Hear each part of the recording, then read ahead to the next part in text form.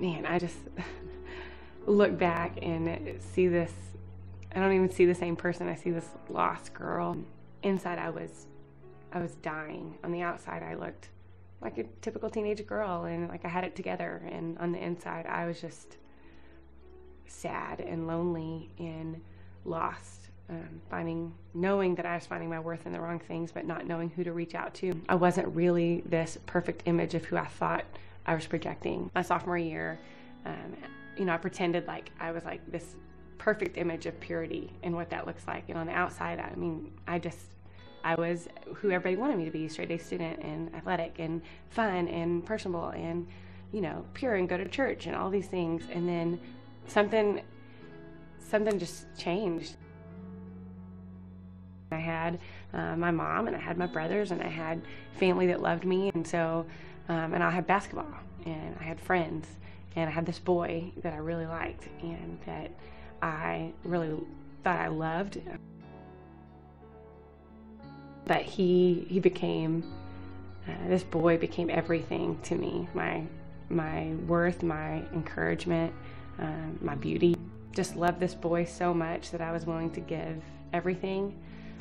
But after my sophomore year in high school, I decided that it was okay to give all of me, physically, emotionally, everything that I have, to this guy. And so after doing that, I remember knowing in my heart that like something was off, like this isn't right, like this isn't what I want.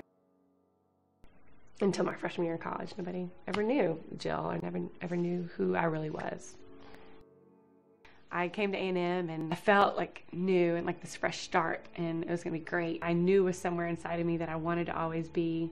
I didn't really know what that looked like. I knew I wanted to be good, if that makes any sense. I didn't want to be this girl who hid her sin and hid what she was doing with this boy and hid the fact that she was miserable. I wanted to be real.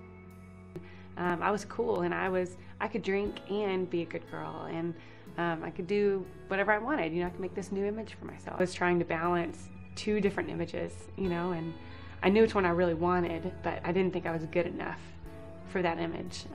I'd given up that chance my sophomore year when I'd made a mistake and had sinned beyond what I believed was forgivable by any God that I knew of.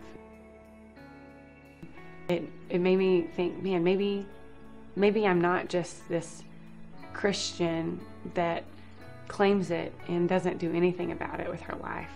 It made me wonder if I wanted more. I went to this thing called Breakaway, and they were having an all-girls breakaway, and this lady named Beth Moore was coming, who apparently was really popular, but I had no idea who she was. And so Beth Moore comes, and she does this talk.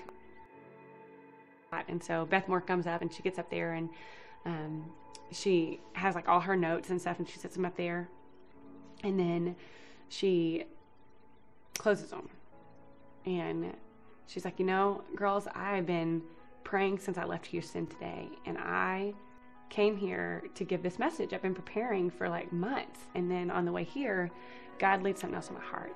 I'm just going to say it. I'm just going to speak to y'all about something that I don't know if there's one person in this room that needs to hear this, or if it's all 4,000 of you ladies. But God wants me to talk about sexual sin. I was really quiet, and Beth Moore just started talking, and she started talking about this freedom and this God who loves us no matter what, and this God who like created me, and like that even if I have been something I'm totally not created to be, that he still loves me anyway, and just the same, and that forgiveness doesn't just cover like these 12 sins, but it covers every sin, no matter what it is. And that was like, I'd heard that before, but I never like heard it. I really did not believe at all that I was worth it, and that I couldn't have that because of what I'd done, and I couldn't have that because of who I was. It's like, that's not what you do. That's not what God calls us to do. He says to get that sin and grab it, and whatever it is that is that's just weighing on you, that you take it, and you pretend like it's a cliff, and you let it go, And when you try to grab it back up, you can't, because it's gone. And there's nothing you can do to get it back, because when God forgives, it's completely gone, forever. I couldn't stop crying, and I wasn't embarrassed anymore, because I just was ready to be free from this thing that had held me back and it made me think that I wasn't worth anything. Asking God for forgiveness and asking Him to be a part of my life for real. I did it, and it changed me from the inside out. It changed my worth being in people and in even organizations here. It just helped me take all those fears and things that I thought I was and things that I was, and just sort through them and break free from sin and from these lies, and to realize that God doesn't, He wishes that we would want to be more like Him, but He's not going to disown me when I'm not perfect. God works all things together for the good of those who love Him. You know, that He can use anything to bring Himself glory. And so this whole concept of to honor God and to bring Him glory with our lives, and He can use all these things, it makes sense to me, because I didn't understand how He could use my past sin to get glory, to be honored, and for people to know Him better because of this sinful stuff I did. God has shown me that He can take brokenness. He does take brokenness, and He does use that, and He makes it good. He makes it whole again, and He sees us exactly as we are. He sees inside of us, and He sees everything we do and think, and knows the words that are on our lips before we ever speak them.